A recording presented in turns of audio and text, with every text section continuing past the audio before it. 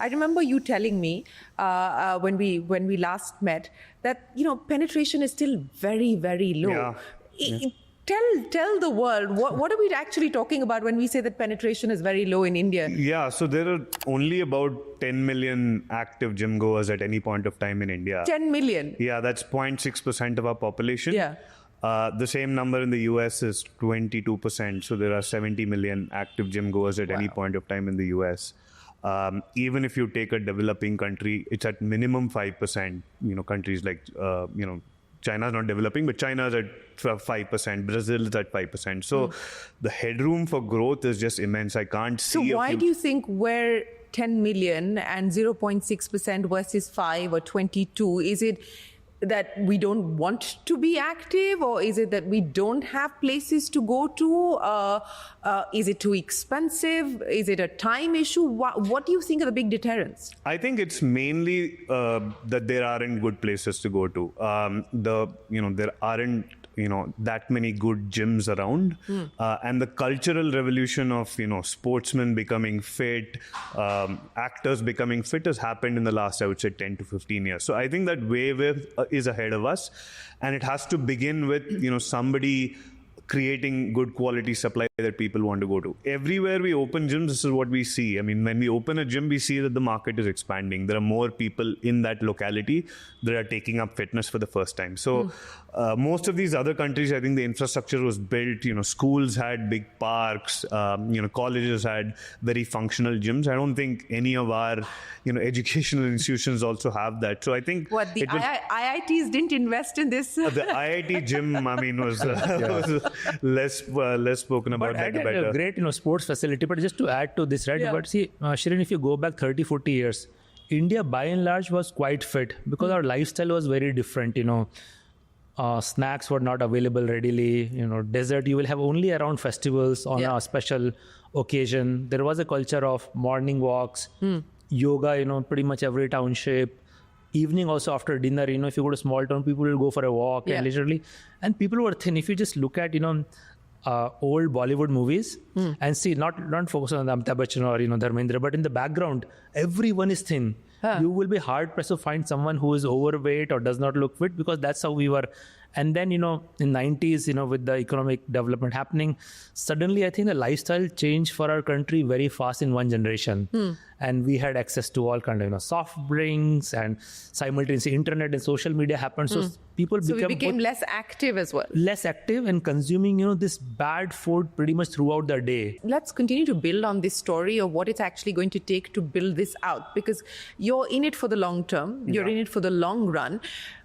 You've seeded it, but how long before you start to see a perceptible shift in the numbers?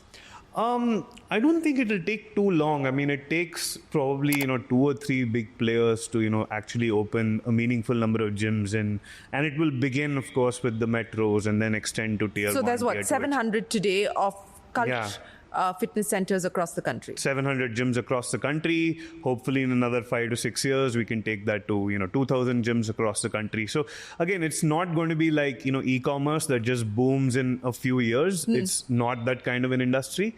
But steadily you can't blink it your way or Zepto your way to it. Hyper scale your way, unfortunately. But steadily over the next decade, I'm convinced. I mean, I can't see a future where India's fitness penetration is 0.6% because, I think there'll be like extinction and survival risks 20 years down the line if people aren't fit and this kind of a lifestyle continues. Let's continue to talk about the journey and what it's taken for you to actually get to the point that you are here, and then we'll talk about the future. And there's been a fair degree of consolidation. You've played consolidator, whether it is with Golds or some of the other players that you took under your fold. Is that done for now? Is there anybody else left at this point in time of any reasonable scale and size that you have the appetite to pick up? Unfortunately, no. In fitness space, there is really no meaningful size organized player left. Maybe 1 or 2 very regional chains in a particular city and so on. And if stars align, I think we'll be pretty keen to consolidate. Like our whole thought process, CULT, is provide standardized experience, which is heavily tech powered throughout the country. So it becomes very simple value proposition that I buy Cult Pass, I can walk into any gym, I have access to variety of workouts, lots of gyms, pretty close to where I live. So for that, building, acquiring gym chains and adding definitely makes sense for us from a strategy point of view, but there are very few and far in between. I really hope, while everyone is building AI companies these days, some people need to build fitness companies as well, because even if we take, our number from 700 to 2,000, that's not enough. I think India needs probably 20,000 high quality gyms. So hopefully this industry also sees more entrepreneurial action at some point. Well, speaking of the short-term goals as well as the long-term vision, I want to ask the two of you, how ready is India and specifically the Indian market for a company like CureFit and Cult? So I think building business and creating real value requires compounding over a long period of time. I think companies like Cult, which is, becoming profitable now and standing on our feet, in some ways, now the destiny is in our hands. We can afford the luxury of thinking long-term. We don't need to do very short-term things just to impress some investors or somehow try to get a funding. Then I think we are not alone. There are many other companies as well. I keep quoting, two examples to everyone, both Paytm and Zomato. Zomato took 10 years to go from $0 to $1 billion valuation from, I think, 2008 to 2018. And now, everyone knows where their valuation is, So a lot of value creation for companies happen the second decade of existence, third decade of existence. I think the entrepreneurs need to just navigate that first 10 years, get to a point where you're self-sufficient, you can really take long-term calls. And I think a lot of companies in India which are well poised to do that. And I'm sure a lot of them will, every time they do 10, 15, 20 years, they'll end up on Young Turks, which is going for a very long period of time. But I think we're well poised for that. So, it's almost getting to that decadal point as far as Cult is concerned and CureFit is concerned. But you talked about Zomato. And that's a pretty significant investment that Zomato made. They have, about 6.5% at this point in time in the company. How did that come about? Who called whom? Did you call Dippy or did Dippy call you? I don't exactly recall, but 2021 was a pretty, crazy time. Zomato had gone public a year before and stock market received really well. We, on the other hand, our gyms were shut down in COVID, but we are building these online assets, which were doing extremely well. So we were thinking more and more digital first in those times. Zomato had acquired this business Fitso. At some point, I think they're thinking of building this whole franchisee around health, fitness, and so on. But by 21, I think their strategy was starting to become clearer that doubling down on food delivery, grocery, etc. will make more sense. So Fitso became a oddball, in the portfolio. And that's when I think Dipinder and I talked.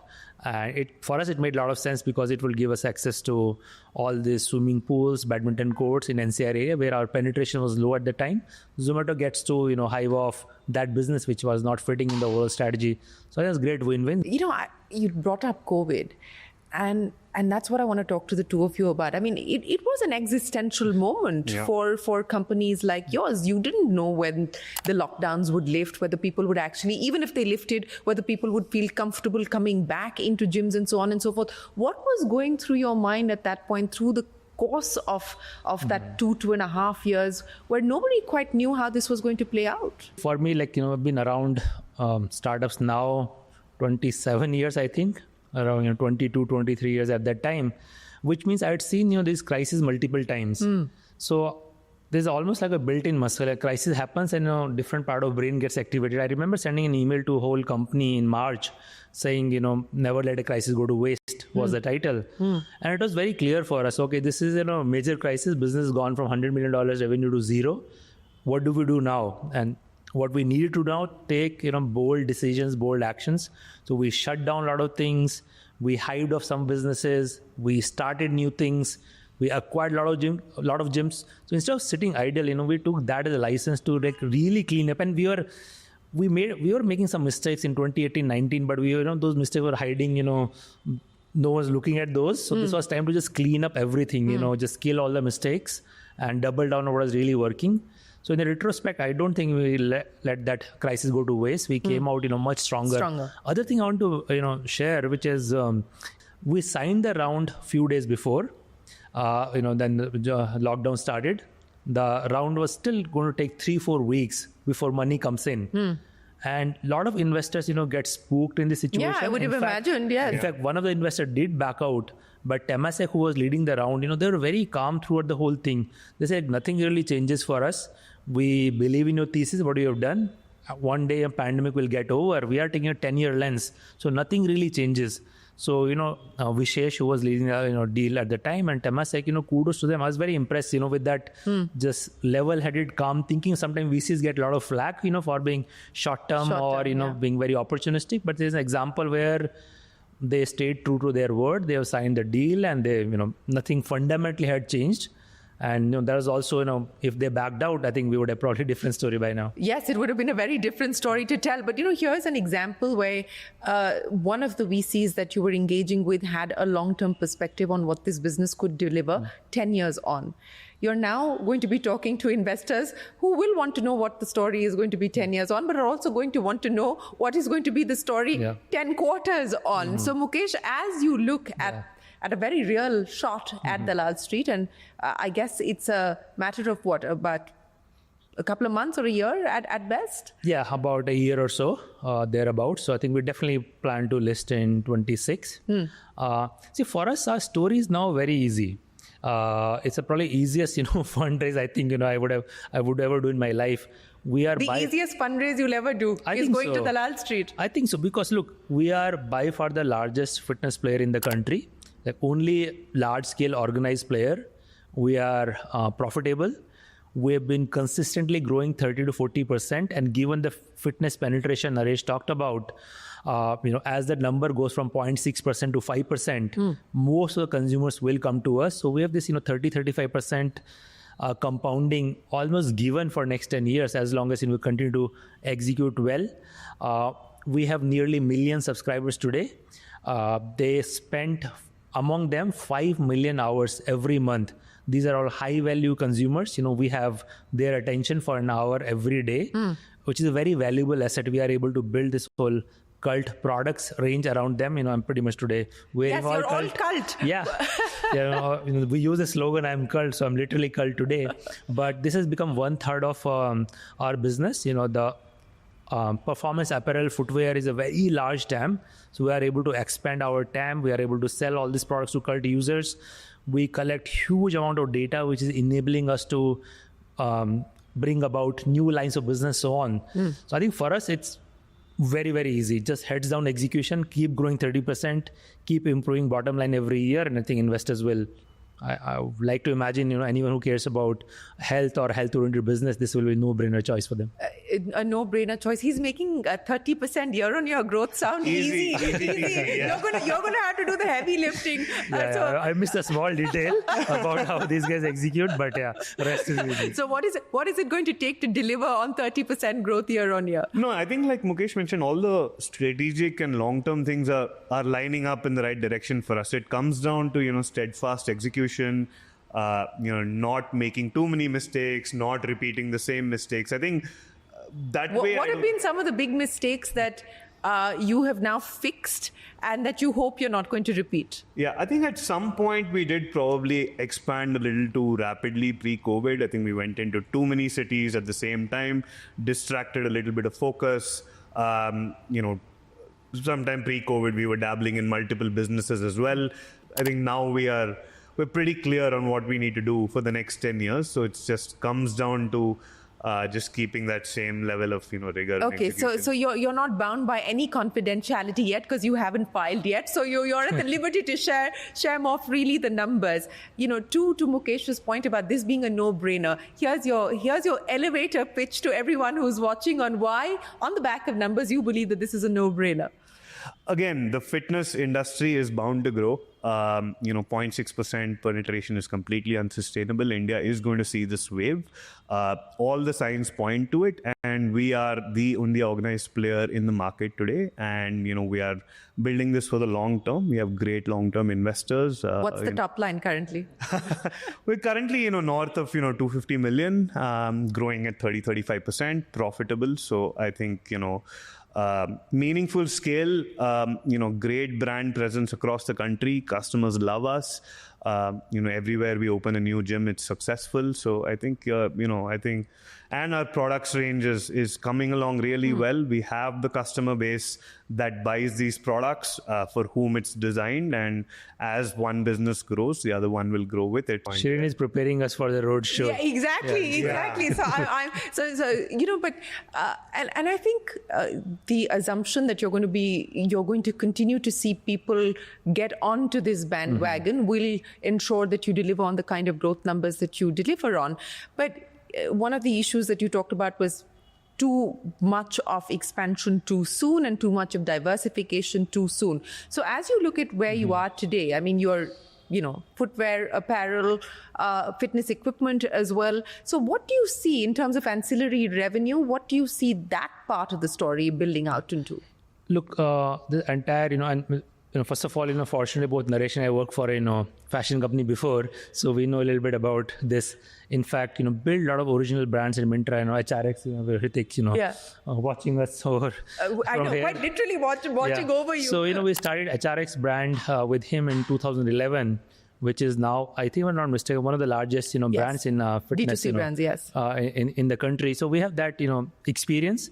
The addressable market for athleisure is huge, and as the fitness active lifestyle aware is increasing, the demand for those products is increasing. International brands have not done great in India. Most of them have not invested, not built products for India. Price points continue to be very expensive. So yes, top 5 million households may consider buying, Adidas, Nike, etc.